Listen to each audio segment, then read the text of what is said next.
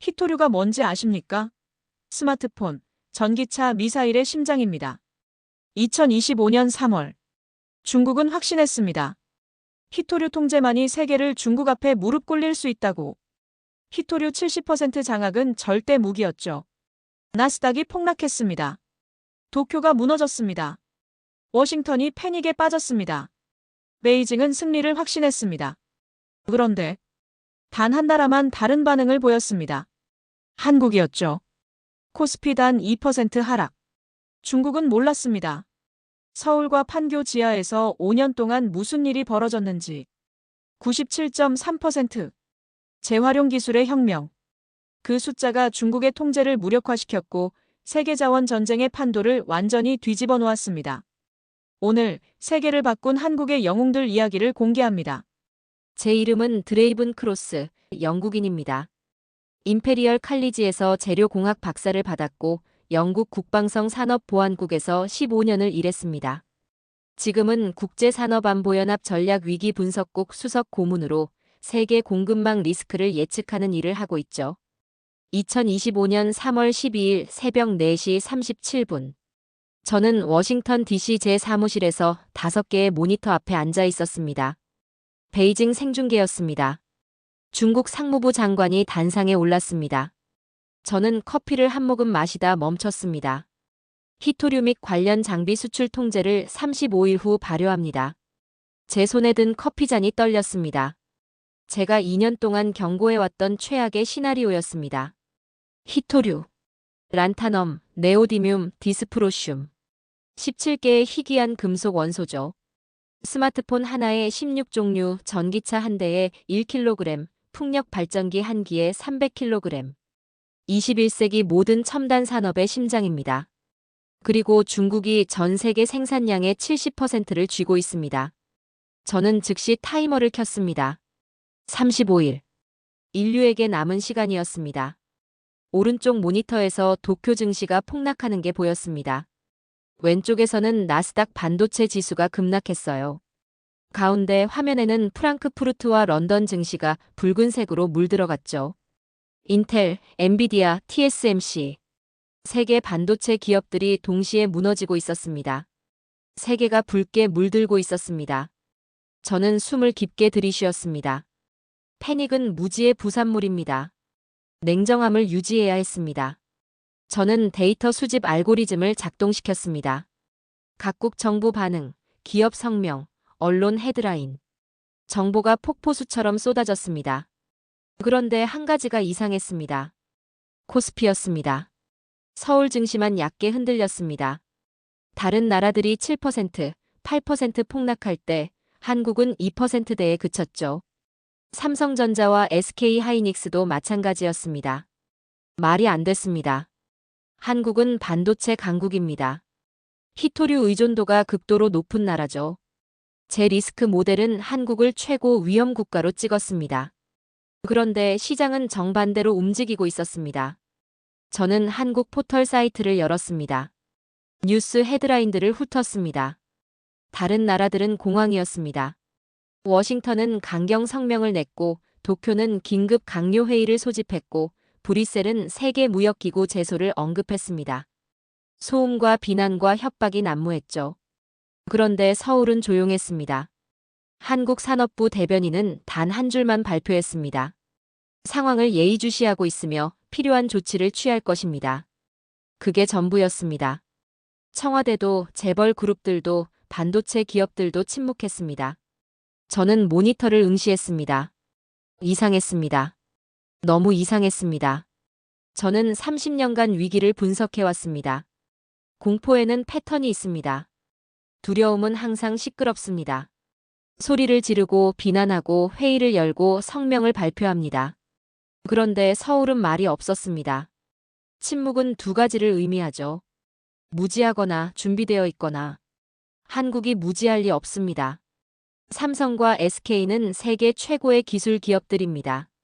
매년 수조 원을 연구개발에 쏟아붓는 곳들이죠. 그렇다면 남은 건 하나뿐입니다. 준비. 저는 커피잔을 내려놓았습니다. 식어버린 커피였습니다. 모니터 속 그래프들이 계속 흔들리고 있었습니다. 세계는 무너지는데 한국만 버티고 있었습니다. 시장은 거짓말을 못합니다. 오늘 거짓말을 못한 건 저였습니다. 누군가는 알고 있었습니다. 누군가는 준비되어 있었습니다. 침묵 속에 방패를 들고 있었던 겁니다. 저는 책상 서랍을 열었습니다. 여권이 들어 있었습니다. 42개국 비자 스탬프가 찍힌 여권이었죠. 답은 서울에 있었습니다. 그 방패의 이름이 뭔지 저는 직접 확인해야 했습니다. 새벽 5시. 저는 사무실 조명을 껐습니다. 모니터 빛만 남았죠. 푸른빛이 제 얼굴을 비췄습니다. 한국을 파헤쳐야 했습니다. 키보드를 두드렸습니다. 한국 포털, 산업부 보도자료, 학회 논문, 특허청. 크롤링 프로그램을 작동시켰습니다. 키워드는 간단했습니다. 희토류, 재활용, 자립. 결과가 쏟아졌습니다. 2019년이었습니다.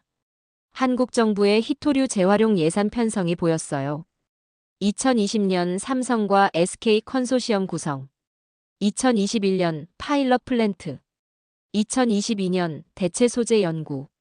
2023년 상용화 검토. 2024년 양산 체제. 5년이었습니다. 제 손가락이 떨렸습니다. 이건 우연이 아니었습니다. 설계였습니다. 타임라인을 정리했습니다. 패턴이 보였어요. 단계적이었습니다. 체계적이었죠. 누군가 이 모든 걸 5년 전부터 준비했습니다. 한국 언론 기사 200개를 모았습니다. 워드 클라우드를 돌렸죠. 해외 기사들과 비교했습니다. 색깔이 달랐습니다. 미국과 유럽은 위기, 공황, 붕괴가 붉게 떴어요. 한국은 대응, 준비, 기술, 자립이 파랗게 떴습니다. 톤 자체가 달랐습니다. 공포가 아니라 계획이었습니다. 저는 천장을 올려다봤습니다. 형광등이 깜빡였죠. 폭풍 전의 고요를 저는 많이 봐왔습니다. 그러나 오늘의 고요는 설계되어 있었습니다. 휴대폰을 들었습니다. 비공개 연락처를 열었죠. 워싱턴, 런던, 브뤼셀, 서울. 첫 번째 전화. 워싱턴이었습니다. 벨이 울렸어요. 피곤한 목소리가 들렸죠. 한국 쪽 움직임을 물었습니다. 3초 침묵. 그리고 짧은 답. 조용하지만 확실한 움직임이 있다고요. 두 번째 전화. 브뤼셀. 비슷했습니다. 한국만 여유 있어 보인다고요. 세 번째 전화. 런던.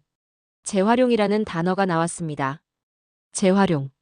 그 단어가 제 머릿속에 박혔습니다. 마지막 전화였습니다. 서울. 이준호. 10년 전 동료였죠. 벨이 울렸습니다. 한국이 뭔가 가지고 있는지 물었습니다. 3초 침묵. 그리고 한마디. 직접 와봐. 전화가 끊겼습니다. 저는 휴대폰을 내려다봤습니다. 제 얼굴이 검은 화면에 비쳤어요. 이준호는 농담하지 않습니다. 그가 직접 오라고 할 때는 이유가 있습니다. 노트북을 열었습니다. 항공편을 검색했죠. 워싱턴에서 인천. 오전 11시 편이 있었습니다. 예약 버튼 위에 커서를 올렸습니다. 심장이 빨라졌습니다. 창밖이 밝아지고 있었습니다. 워싱턴의 새벽이었죠. 클릭했습니다. 좌석 확정. 참가였습니다. 국제산업안보연합 출장 신청서를 작성했습니다.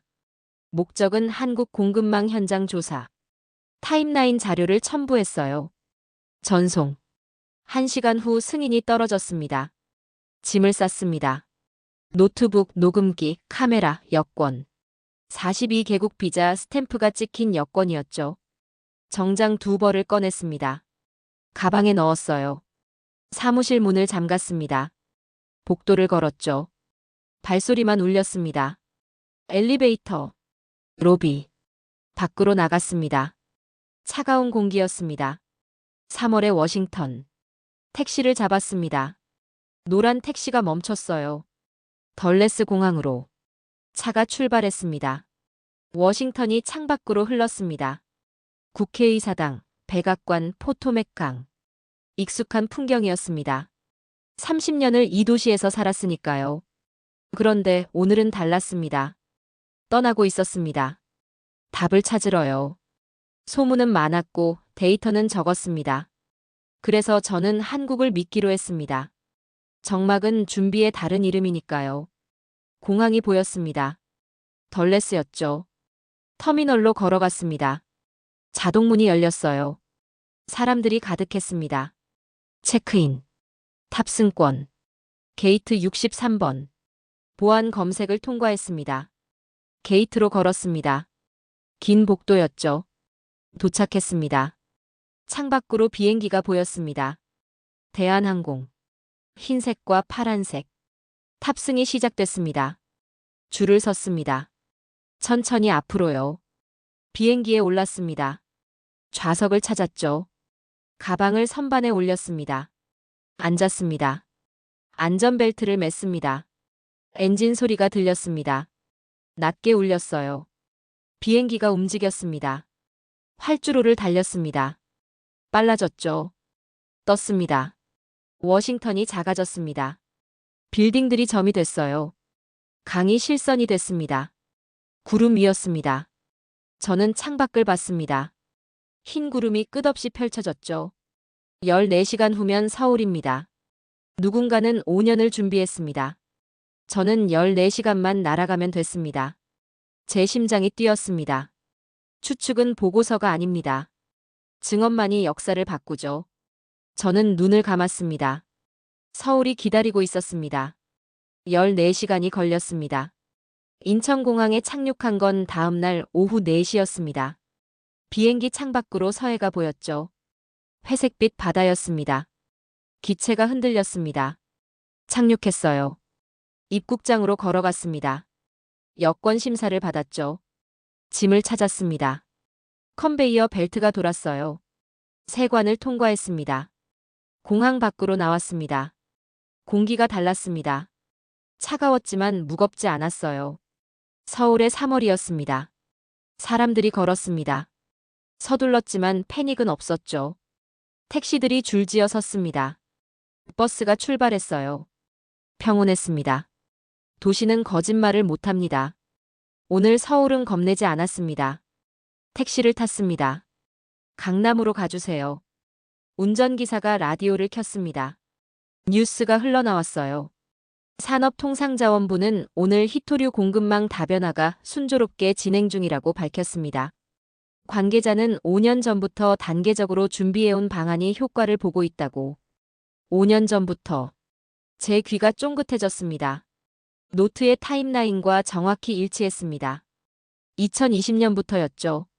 창밖을 바라봤습니다. 고속도로가 펼쳐졌어요. 빌딩들이 솟았습니다. 한강이 흘렀죠. 도시가 움직이고 있었습니다. 멈추지 않았습니다. 30분 후 강남이었습니다. 테헤란로. 높은 빌딩들.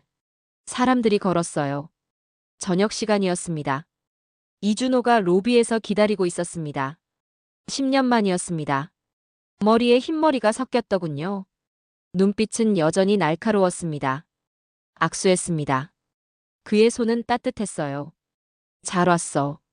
그게 전부였습니다. 더 말하지 않았죠. 저는 그의 눈을 봤습니다. 뭔가가 있었습니다. 확신 같은 게요. 지하 주차장으로 내려갔습니다. 검은색 세단이 대기했죠. 차에 탔습니다. 이준호가 운전했어요. 출발했습니다. 강남을 벗어났습니다. 남쪽으로 향했죠. 판교 방향이었습니다. 저는 창밖을 봤습니다. 해가 지고 있었어요. 서울의 석양이었습니다. 라디오가 또 뉴스를 흘렸습니다. 주요 반도체 기업들의 주가가 상승세를 보이고 있습니다. 시장은 한국의 대응 능력을 긍정적으로. 라디오가 꺼졌습니다. 이준호가 껐어요. 침묵이었습니다. 여러 분 후 차가 멈췄습니다. 건물이었습니다. 5층짜리 콘크리트 건물이었죠. 간판은 없었습니다. 창문은 검게 처리됐어요. 내렸습니다. 정문으로 걸어갔습니다. 보안 게이트가 있었죠. 이준호가 카드를 댔습니다. B문이 열렸습니다. 로비는 조용했습니다. 아무도 없었어요. 엘리베이터만 있었죠. 탔습니다. 이준호가 버튼을 눌렀습니다. 지하 3층. 문이 닫혔습니다. 엘리베이터가 내려갔습니다. 천천히요. 10초, 20초, 30초. 깊었습니다. 제 귀가 먹먹했습니다. 기압이 바뀌었어요. 문이 열렸습니다. 복도였습니다. 흰색 벽, 푸른 조명, 회색 타일 바닥. 공기가 달랐습니다. 차가웠어요. 온도가 일정했습니다. 17도쯤 됐죠. 그리고 소리가 들렸습니다. 웅웅. 낮은 소리였습니다. 기계음이었어요. 심장이 뛰는 것 같았습니다. 이준호가 앞서 걸었습니다. 저는 따라갔죠. 복도가 길었습니다. 30m쯤 됐어요. 양옆으로 문들이 있었습니다. 모두 닫혀 있었죠. 끝에 또 다른 문이 있었습니다. 보안 장치였습니다. 지문 인식, 홍채 인식, 카드 리더. 이준호가 차례로 통과했습니다. 지문을 댔어요. 눈을 스캔했습니다. 카드를 댔죠. 삐삐삐. 3번 소리가 났습니다. 문이 열렸습니다. 제 숨이 멈췄습니다. 거대한 공간이었습니다. 천장이 높았어요. 10m는 됐습니다. 사방에 장비들이 있었죠. 파이프, 탱크, 컨베이어, 모듈. 그리고 중앙에 대형 스크린이 있었습니다. 스크린에 숫자들이 떠 있었어요. 회수 효율, 공정 수율, 원가 절감. 일부는 블라인드 처리됐습니다. 숫자가 가려져 있었어요. 아직은 전부를 보여주지 않겠다는 듯이요. 연구원들이 움직였습니다. 흰색 가운을 입었죠. 모두 집중하고 있었습니다. 말이 없었어요. 기계음만 울렸습니다. 웅웅웅. 저는 서 있었습니다. 움직이지 못했죠. 숫자의 절반만 봐도 알 수 있었습니다. 이 방은 세계의 판도를 바꿔놓을 것이었습니다. 문턱의 냄새가 있었습니다. 기계와 금속, 그리고 자신감의 냄새였습니다. 이준호가 말했습니다. 이제 보여줄게. 저는 고개를 끄덕였습니다. 말이 필요 없었습니다. 여긴 진짜였습니다. 이준호가 앞서 걸었습니다. 저는 따라갔습니다. 실험실 중앙으로요. 연구원들이 움직였습니다. 흰색 가운, 고글, 장갑. 모두 조용했어요. 말이 없었습니다. 손동작만 있었죠. 한 남자가 다가왔습니다. 50대 초반이었어요. 안경을 쓰고 있었습니다. 눈빛이 날카로웠죠. 박진입니다. 악수했습니다. 그의 손은 거칠었습니다. 실험실에서 평생을 보낸 손이었어요. 더 말하지 않았습니다. 고개를 끄덕이고 돌아섰죠. 우리는 중앙 모듈로 걸어갔습니다. 거대한 장치였습니다. 높이가 3m는 됐어요. 스테인리스 스틸이었습니다. 파이프들이 복잡하게 얽혀 있었죠. 모니터가 여러 개 붙어 있었습니다. 컨베이어 벨트 위에 검은 기판 더미가 있었습니다. 쓰레기처럼 보였어요. 연구원이 기판을 집었습니다. 5kg이었죠. 저울에 올렸습니다. 정확히 5.0kg. 컨베이어가 움직였습니다. 기판들이 탱크 안으로 들어갔습니다. 문이 닫혔습니다. 쿵 소리가 났어요. 기계음이 커졌습니다. 웅웅웅. 진동이 느껴졌습니다. 바닥이 떨렸어요. 제 발바닥으로 전해졌습니다. 모니터에 그래프가 떴습니다. 온도였습니다. 200도, 300도, 400도. 빨간 선이 올라갔어요. 압력 그래프도 떴습니다. 상승했죠. 저는 숨을 죽였습니다. 다른 모니터가 켜졌습니다. 실시간 농도 분석이었어요. 여러 색깔의 선들이 나타났습니다. 빨간색, 파란색, 초록색. 선들이 움직였습니다. 천천히 올라갔어요. 시간이 흘렀습니다. 5분, 10분, 15분. 아무도 말하지 않았습니다. 기계음만 울렸죠. 웅웅웅. 제 심장이 기계 소리와 같은 리듬으로 뛰었습니다. 20분이 지났습니다. 기계음이 바뀌었습니다. 낮아졌어요. 슈우 소리가 났습니다. 증기 같은 소리였죠. 탱크 아래쪽에서 액체가 흘러나왔습니다. 은빛이었습니다. 반짝였어요. 작은 용기에 담겼습니다. 박진이 용기를 들어 올렸습니다. 빛에 비쳤습니다. 은빛이 반사됐어요. 중앙 스크린을 봤습니다. 숫자가 점등됐습니다. 회수율 97.3%. 제 손끝이 떨렸습니다. 97.3%. 말이 안 됐습니다. 전 세계 어디에도 없는 수치였습니다. 제가 아는 최고 기록은 70%였어요. 그런데 97.3%라니요. 불가능한. 제 목소리가 갈라졌습니다. 박진이 고개를 저었습니다. 1년 전까지는요. 그게 전부였습니다. 저는 스크린을 응시했습니다. 97.3%. 붉은 숫자가 빛났습니다. 그건 통계가 아니었습니다. 선언이었습니다. 다른 숫자들도 보였습니다. 공정 효율 94.8%. 원가 절감 68%. 제 등에 식은땀이 흘렀습니다. 이건 재활용이 아니었습니다. 혁명이었습니다. 박진이 용기를 내려놓았습니다. 테이블 위였죠. 은빛 액체가 찰랑거렸습니다. 하루에 200kg입니다. 이 라인은요. 조용한 목소리였습니다. 상용 라인은 10배 규모입니다. 2000kg. 제 머릿속에서 계산이 돌아갔습니다. 1년이면 700톤. 10개 라인이면 7000톤. 한국의 연간 수입량이 5000톤이었죠. 자급이 가능했습니다. 올해 말 가동입니다. 박진이 덧붙였습니다. 올해 말. 중국이 통제해도 한국은 버틸 수 있다는 얘기였습니다. 저는 이준호를 봤습니다. 그는 아무 말 없이 고개를 끄덕였습니다. 이제 알겠어? 라는 눈빛이었습니다. 저는 다시 스크린을 봤습니다. 97.3%. 내 모델엔 없던 값이었습니다. 30년간 저는 데이터를 믿었습니다. 숫자를 믿었죠. 예측을 믿었습니다. 그런데 오늘 사람을 믿게 됐습니다. 침묵이 설명보다 강했습니다. 그들의 답은 숫자였습니다. 박진이 탱크를 가리켰습니다. 우리는 채굴하지 않습니다. 목소리가 낮았습니다. 회수합니다.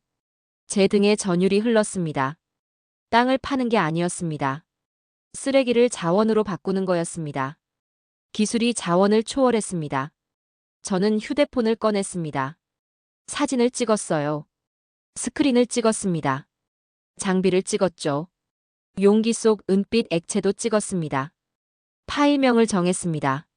증거 서울 2025. 이건 보고서가 아니었습니다. 증언이었습니다. 세계의 방정식이 바뀐 순간이었습니다. 연구원들이 다시 움직이기 시작했습니다. 다음 배치를 준비했죠. 기계음이 다시 울렸습니다. 웅웅웅. 저는 그 소리를 들으며 서 있었습니다. 이곳은 실험실이 아니었습니다. 미래였습니다. 이튿날 아침이었습니다. 이준호의 문자가 왔습니다. 오늘 회의. 10시. 저는 호텔을 나섰습니다. 로비에서 그가 기다리고 있었죠. 차를 탔습니다. 침묵이었어요. 라디오도 켜지 않았습니다. 강남이었습니다. 30층짜리 빌딩. 유리 외벽이 아침 햇살을 반사했어요. 엘리베이터. 28층. 귀가 먹먹했습니다. 문이 열렸습니다. 회의실이었습니다. 넓었어요. 대형 테이블, 벽면 스크린. 사람들이 앉아 있었습니다. 삼성, LG, SK, 현대. 정장 차림.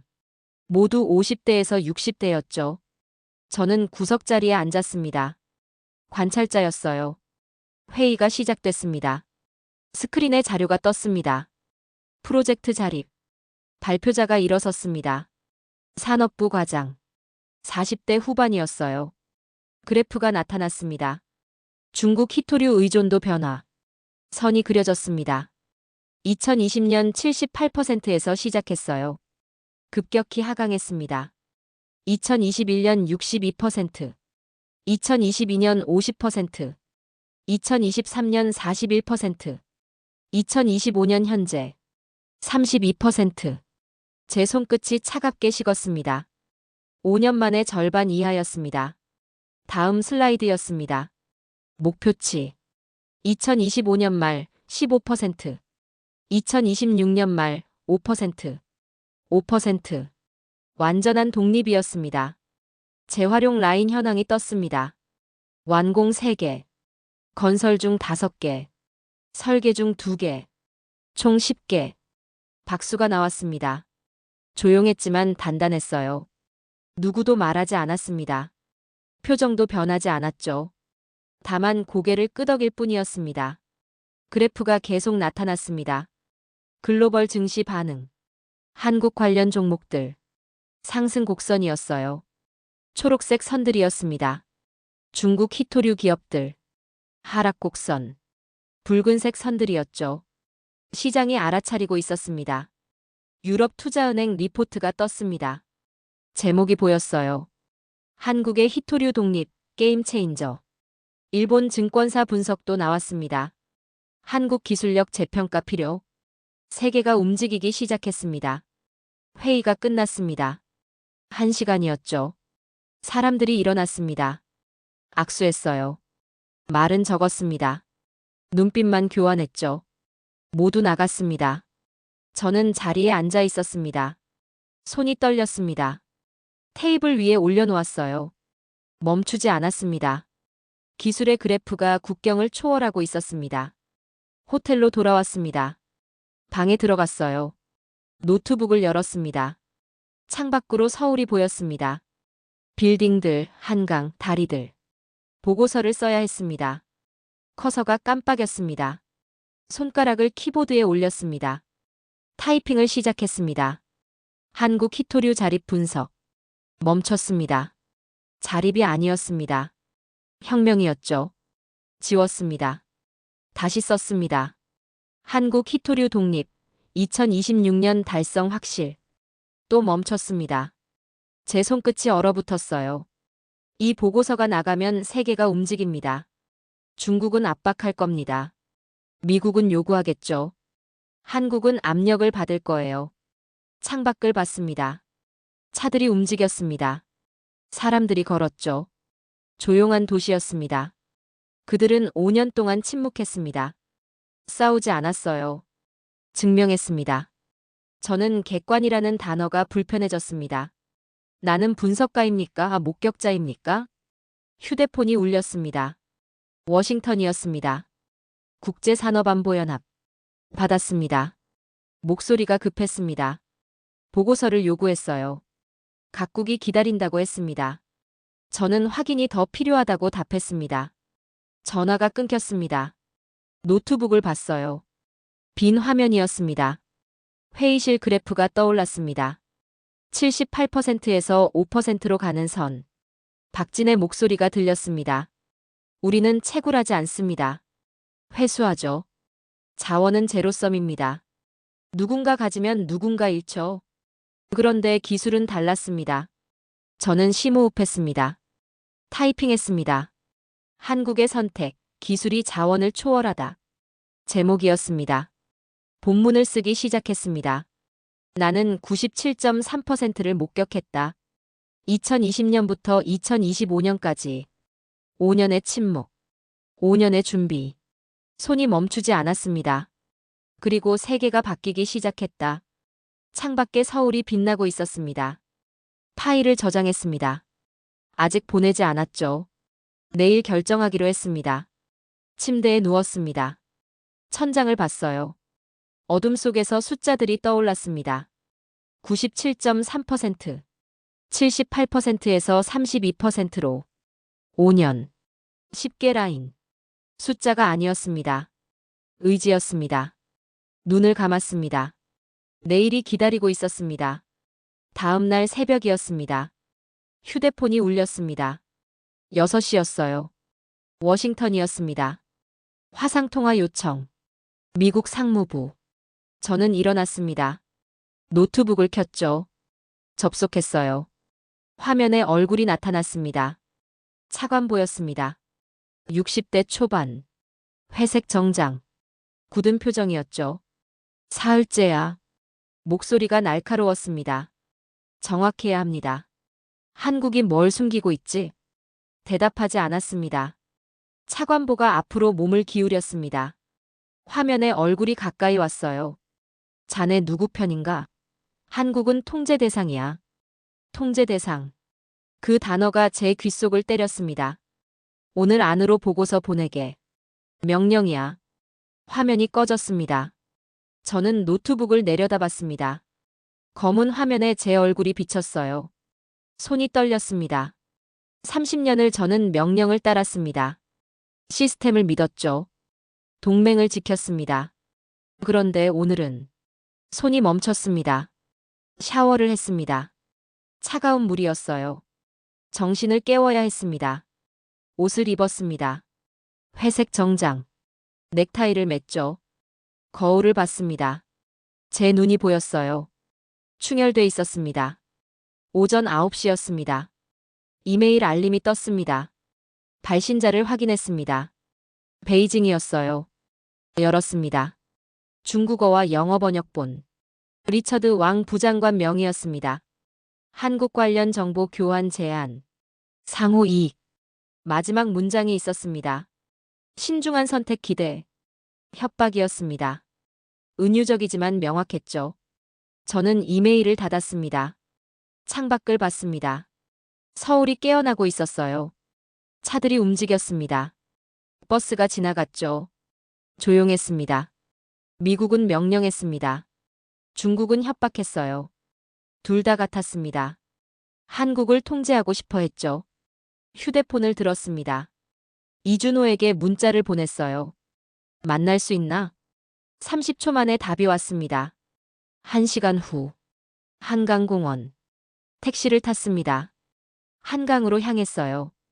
반포대교 근처였습니다. 공원을 걸었습니다. 자전거 도로. 조깅하는 사람들. 흐르는 강물. 이준호가 벤치에 앉아 있었습니다. 옆에 앉았죠. 한강을 봤습니다. 물이 반짝였어요. 유람선이 지나갔습니다. 침묵이었습니다. 5분쯤요. 압박이 왔어. 제가 먼저 말했습니다. 이준호가 고개를 끄덕였습니다. 워싱턴이 명령했어. 베이징이 협박했고. 바람이 불었습니다. 강물이 일렁였어요. 우린 싸우지 않아. 이준호가 말했습니다. 증명할 뿐이야. 그가 일어섰습니다. 걸어갔어요. 멀어졌습니다. 저는 벤치에 앉아 있었습니다. 강물이 흘렀습니다. 멈추지 않았어요. 기술도 그랬습니다. 흐르고 있었죠. 휴대폰이 또 울렸습니다. 워싱턴. 받지 않았습니다. 이메일 알림. 베이징. 열지 않았습니다. 저는 강물을 봤습니다. 1시간을 앉아 있었습니다. 생각했죠. 충성과 진실. 명령과 양심. 시스템과 인간. 30년을 저는 시스템 안에서 살았습니다. 그런데 오늘은 달랐습니다. 호텔로 돌아왔습니다. 방에 들어갔어요. 노트북을 켰습니다. 보고서 파일을 열었습니다. 커서가 깜빡였습니다. 손을 키보드에 올렸습니다. 타이핑했습니다. 제목을 바꿨습니다. 긴급, 대면 증언 요청.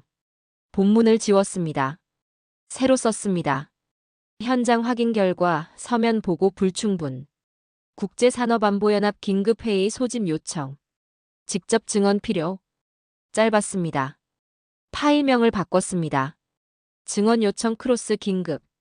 전송 버튼 위에 커서를 올렸습니다. 심장이 뛰었습니다. 이건 명령 불복이었습니다. 위험한 선택이었죠. 경력이 끝날 수도 있었습니다. 그러나 옳은 선택이었습니다. 보고서가 아니라 증언이 세상을 바꾸니까요. 클릭했습니다. 전송됐습니다. 노트북을 닫았습니다. 창밖을 봤어요. 서울의 저녁이었습니다. 불빛들이 켜지기 시작했어요. 한강이 빛났습니다. 다리에 조명이 반사됐죠. 휴대폰이 울렸습니다. 워싱턴이었어요. 받지 않았습니다. 다시 울렸습니다. 또 워싱턴. 받지 않았습니다. 세 번째. 런던. 받지 않았습니다. 침묵이었습니다. 저는 창가에 섰습니다. 서울을 내려다봤어요. 수백만 개의 불빛이었습니다. 움직이는 차들. 밝은 빌딩들. 조용한 도시였습니다. 준비된 도시였죠. 5년 동안 그들은 침묵했습니다. 싸우지 않았어요. 증명했습니다. 저는 오늘 처음으로 명령이 아니라 양심을 선택했습니다. 정보의 시대에 진실은 가장 위험한 데이터였습니다. 그러나 저는 선택했습니다. 침대에 누웠습니다. 천장을 봤어요. 어둠 속에서 이준호의 목소리가 들렸습니다. 우린 싸우지 않아. 증명할 뿐이야. 눈을 감았습니다. 며칠 후면 회의가 열릴 겁니다. 샌프란시스코였죠. 아시아 태평양 협력체 정상회의. 그곳에서 증언하게 될 겁니다. 세계 앞에서요. 손이 떨렸습니다. 두려움이 아니었어요. 각오였습니다. 사흘 후였습니다. 샌프란시스코였습니다. 모스콘 센터. 아시아 태평양 협력체 정상회의장이었죠. 저는 대표 단석 뒤에 앉아 있었습니다. 참관인 자격이었어요. 회의장은 거대했습니다. 천장이 높았죠. 각국 국기가 걸려 있었습니다. 미국, 중국, 한국, 일본, 호주. 조명이 밝았습니다. 백색광이었어요. 그림자가 없었습니다. 공기가 무거웠습니다. 각국 대표단이 입장했습니다. 정장 차림. 굳은 표정들이었죠. 중국 대표단이 들어왔습니다. 10명이었어요. 맨 앞에 상무부 장관이 걸었습니다. 미국 대표단. 차관보가 보였습니다. 사흘 전 화상 통화했던 그 사람이었죠. 한국 대표단. 산업부 장관이었습니다. 옆에 이준호가 보였어요. 우리 눈이 마주쳤습니다. 그가 고개를 끄덕였습니다. 개회였습니다. 의장이 선언했습니다. 히토류 공급망 안정화 긴급회의. 조명이 약간 어두워졌습니다. 단상만 밝았어요. 중국 대표단이 먼저 발언했습니다. 상무부 장관이 단상에 올랐습니다. 마이크 앞에 섰죠. 우리의 통제는 환경 보호를 위한 조치입니다. 목소리가 차갑게 울렸습니다. 그의 시선이 한국 대표석으로 향했습니다. 5초쯤요. 회의장이 조용했습니다. 미국 차관보가 일어섰습니다. 단상으로 걸어갔어요. 자원의 무기화는 세계 질서에 대한 도전입니다. 강경한 목소리였습니다. 그의 시선도 한국으로 향했습니다. 기대의 눈빛이었죠. 우리 편에 서라는 눈빛이었습니다. 회의장이 다시 조용해졌습니다. 한국 장관이 일어섰습니다. 단상으로 걸어갔어요. 천천히요. 발소리가 울렸습니다. 마이크 앞에 섰습니다. 침묵이었습니다. 10초쯤요. 우리는 선택하지 않습니다. 목소리가 단호했습니다. 준비했습니다. 스크린이 켜졌습니다. 그래프가 나타났습니다. 중국 의존도 변화. 78%에서 32%로. 재활용률. 97.3%. 자금률 목표. 2026년 100%. 회의장이 술렁이었습니다. 중국 대표단 얼굴이 굳었습니다. 미국 대표단이 앞으로 몸을 기울였어요. 저는 숨을 죽였습니다. 한국 장관이 계속 말했습니다. 5년 동안 우리는 침묵했습니다. 싸우지 않았습니다. 준비했습니다. 스크린에 공장 사진이 떴습니다. 재활용 라인이었어요. 모듈, 탱크, 파이프들. 기술이 자원을 초월했습니다. 회의장이 정적에 잠겼습니다. 한국 장관이 단상에서 내려왔습니다. 의장이 저를 불렀습니다. 드레이븐 크로스 박사, 증언 바랍니다. 제 심장이 빨라졌습니다. 일어섰습니다. 단상으로 걸어갔어요. 100명이 넘는 시선이 저를 향했습니다. 각국 대표, 언론, 참관인. 마이크 앞에 섰습니다. 손이 떨렸습니다. 마이크를 잡았죠. 떨림이 멈췄습니다. 나는 현장을 보았습니다. 목소리가 울렸습니다. 서울 지하 3층. 재활용 라인. 97.3% 회수율. 스크린에 제가 찍은 사진이 떴습니다. 중앙 스크린에 떴던 그 숫자였죠. 이건 숫자가 아닙니다. 의지입니다. 회의장이 조용했습니다. 숨소리마저 들리지 않았어요. 30년간 저는 위기를 분석했습니다. 공포를 예측했죠. 붕괴를 경고했습니다. 제 목소리가 떨렸습니다. 감정이 아니었어요. 확신이었습니다. 그런데 한국에서 저는 공포가 아니라 준비를 받습니다. 붕괴가 아니라 혁명을 받습니다. 중국 대표단이 움직였습니다. 미국 대표단도 움직였죠. 세계는 두려움 속에 무너졌습니다. 한국은 침묵 속에 일어섰습니다. 제 손이 떨렸습니다. 마이크를 꽉 잡았어요. 기술이 자원을 이겼습니다. 회의장이 폭발했습니다. 박수가 터졌습니다. 기자들이 카메라를 들었어요. 플래시가 터졌습니다. 중국 대표단이 일어났습니다. 회의장을 나갔어요. 미국 차관보가 고개를 숙였습니다. 표정이 복잡했죠. 한국 대표단이 일어서서 박수했습니다. 저는 단상에 서 있었습니다. 손이 떨렸습니다. 다리도 떨렸어요. 그러나 가슴은 뜨거웠습니다. 30년 경력에서 처음이었습니다. 보고서가 아니라 역사를 말한 순간이었습니다. 단상에서 내려왔습니다. 이준호가 다가왔습니다. 악수했어요. 그의 손은 따뜻했습니다. 말하지 않았습니다. 눈빛만 교환했죠. 회의장을 나왔습니다. 복도였습니다. 기자들이 몰려들었어요. 질문이 쏟아졌습니다. 저는 걸었습니다. 대답하지 않았어요. 밖으로 나왔습니다. 샌프란시스코의 오후였습니다. 햇살이 따뜻했어요. 바람이 불었습니다. 저는 하늘을 올려다봤습니다. 구름이 흘러갔습니다. 제 시계를 봤습니다. 은빛 시계였죠. 30년을 차고 다닌 시계였습니다. 벗었습니다. 손에 들었어요. 무거웠습니다. 그러나 이제 필요 없었습니다. 통제의 시간은 끝났습니다. 신뢰의 시간이 시작됐습니다. 72시간이 걸렸습니다. 샌프란시스코 힐튼 호텔 23층 회의실이었습니다. 각국 대표단이 모였습니다. 미국, 중국, 한국, 일본, 유럽연합. 저는 복도에서 기다렸습니다. 참관인은 들어갈 수 없었죠. 창밖으로 금문교가 보였습니다. 붉은 달이었어요. 안개가 걷히고 있었습니다. 첫날은 격렬했습니다. 회의실 문이 열렸다 닫혔습니다. 대표들이 나왔어요. 표정이 굳어 있었죠. 둘째 날은 조용했습니다. 문이 닫혀 있었습니다. 소리가 새어나오지 않았어요. 셋째 날 오후였습니다. 문이 열렸습니다. 대표들이 나왔습니다. 표정이 달랐어요. 무거웠지만 결정된 얼굴이었습니다. 합의였습니다. 저녁이었습니다. 서명식장이었습니다. 샌프란시스코 시청. 대형 홀이었죠. 조명이 밝았습니다. 카메라가 줄지어 섰어요.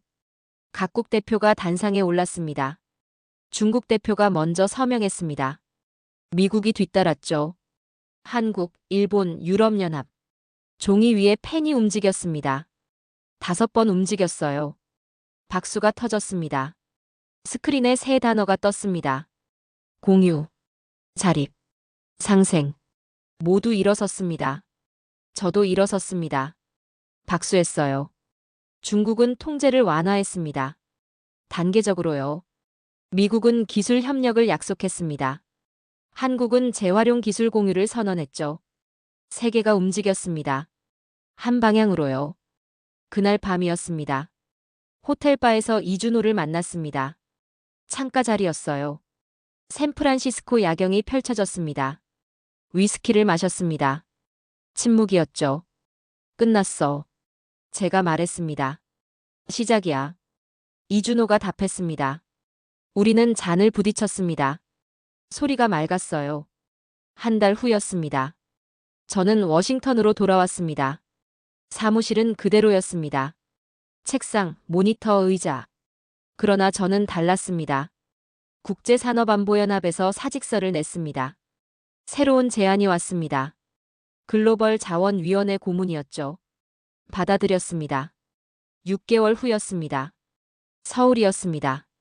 판교 연구소. 박진이 저를 기다리고 있었어요. 지하 3층으로 내려갔습니다. 문이 열렸습니다. 달라져 있었습니다. 라인이 늘어났어요. 3개에서 6개로요. 기계음이 더 컸습니다. 중앙 스크린을 봤습니다. 회수율 98.2%. 올라가 있었습니다. 박진이 미소 지었습니다. 처음 보는 미소였어요. 계속 오르고 있어요. 저는 고개를 끄덕였습니다. 연구원들이 움직였습니다. 더 많아졌어요. 20명쯤 됐습니다. 그중 절반은 외국인이었습니다. 일본, 독일, 프랑스. 세계가 배우러 왔습니다. 저녁이었습니다. 한강공원이었습니다. 반포대교 근처. 6개월 전 이준호와 앉았던 그 벤치였죠. 혼자 앉았습니다. 강물이 흘렀습니다. 석양이 물에 반사됐어요. 금빛이었습니다. 사람들이 지나갔습니다. 조깅하는 사람, 자전거 타는 사람, 산책하는 가족. 평범한 풍경이었습니다.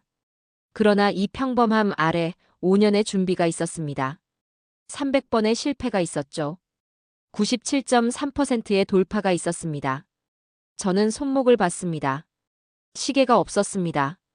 샌프란시스코에서 벗은 후 다시 차지 않았어요. 시간을 통제하지 않기로 했습니다.